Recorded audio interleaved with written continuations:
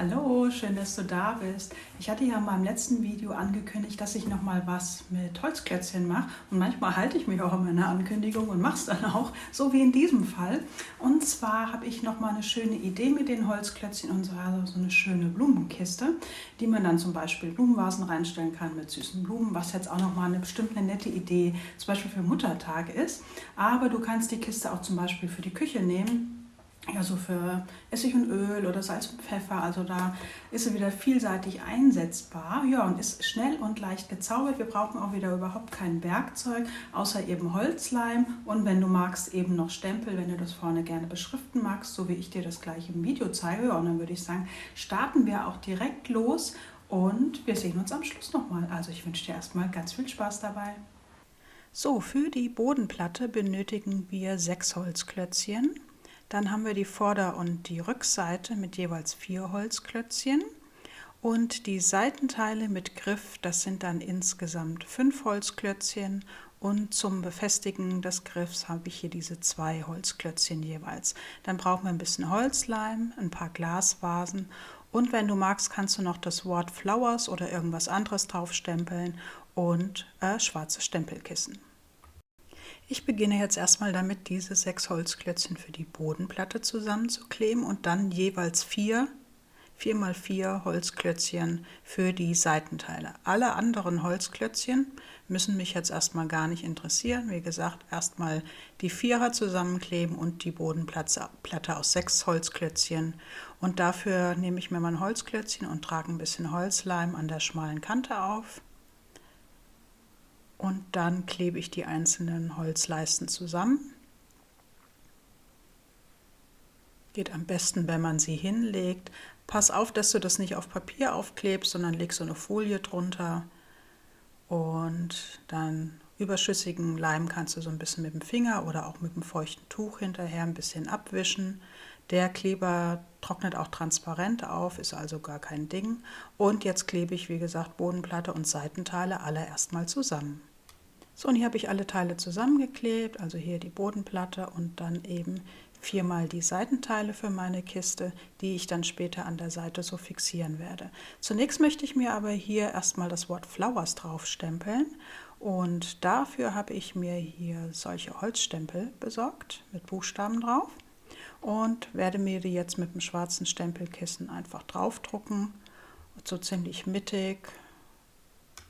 Und hier macht es Sinn, sich vorher das Wort erstmal, beziehungsweise die Stempel erstmal so hinzustellen und zu gucken, wie viel Platz hat man denn und wie viel Platz braucht man denn, wo möchte man das Wort denn gerne drauf haben. Und dann kann man auch schon mit dem Stempeln beginnen.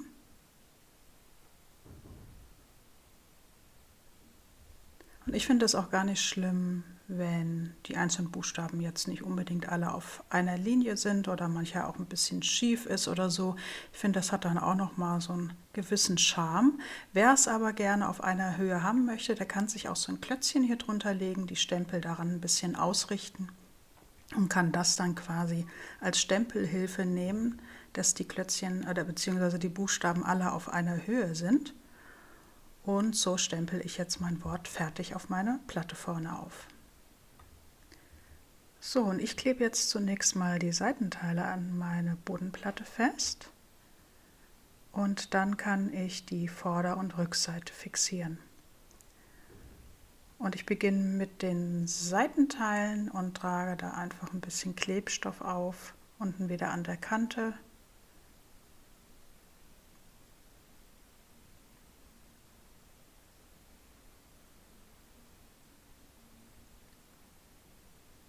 Und das Ganze stabilisiere ich mir mit meinen Glasvasen oder Bücher, was auch immer du gerade da hast, wo du das so ein bisschen mit stabilisieren kannst, bis der Kleber dann ausgehärtet ist.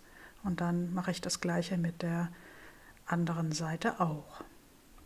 So, und dann kann ich nämlich die Vorder- und Rückseite festkleben und dann muss ich natürlich an allen 3 Seiten den Kleber auftragen.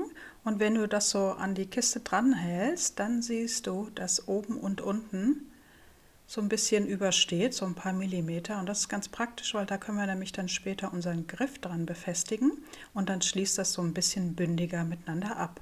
Aber jetzt klebe ich erstmal die Vorder- und die Rückseite fest an meiner Kiste.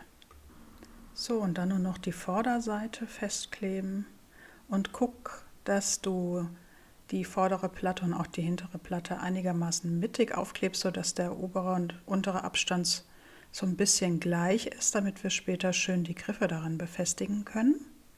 Ja, und dann fixiere ich das Ganze wieder mit den Glasflaschen und lasse den Kleber erstmal aushärten. So, wenn der Klebstoff dann gut ausgehärtet ist, dann kann ich mich um die Griffe kümmern. Und dafür brauche ich dann 2 Holzleisten, die ich genau an diese Kante, die so ein bisschen übersteht, dann festklebe. Dafür gucke ich erstmal, wie hoch muss ich denn den Klebstoff auftragen. Das mache ich so ein bisschen mit Augenmaß. Und dann verteile ich das Ganze nochmal ein bisschen mit dem Finger, den Klebstoff. Und klebe dann erstmal die linke Seite gut fest. Und das gleiche mache ich jetzt auf der anderen Seite auch nochmal. Wieder kurz gucken, wie hoch muss ich den Kleber auftragen und wieder ein bisschen mit den Fingern verteilen. Genau an diesen Überstand anlegen, gut festdrücken. Und dann kommt auch schon der Griff. Und den lasse ich oben schön abschließen mit den beiden Holzleisten, trage ein bisschen Klebstoff auf und fixiere das Ganze dann oben. Das Ganze lasse ich jetzt aushärten und fixiere das nochmal mit den 2 Flaschen, dass so ein bisschen Gewicht drauf ist. Und dann mache ich das Ganze auf der anderen Seite auch nochmal und dann ist die schöne Blumenkiste auch schon fertig.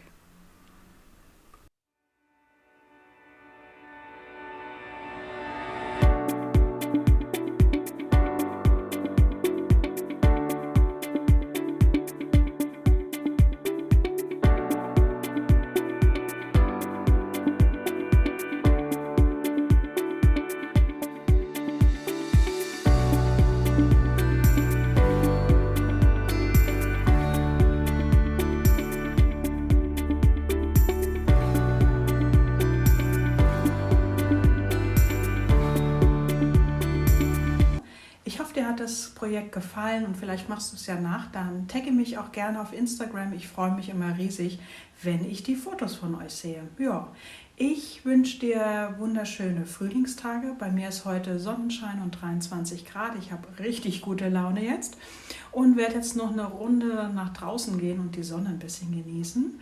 Ja, dann würde ich sagen, ich hoffe, wir sehen uns beim nächsten Mal. Ich versuche jetzt regelmäßiger Videos wieder hochzuladen. Drück mir die Daumen, dass mir das gelingt. Mal schauen, wie lange. Also, hab eine schöne Zeit und mach's gut. Bis zum nächsten Mal. Tschüss.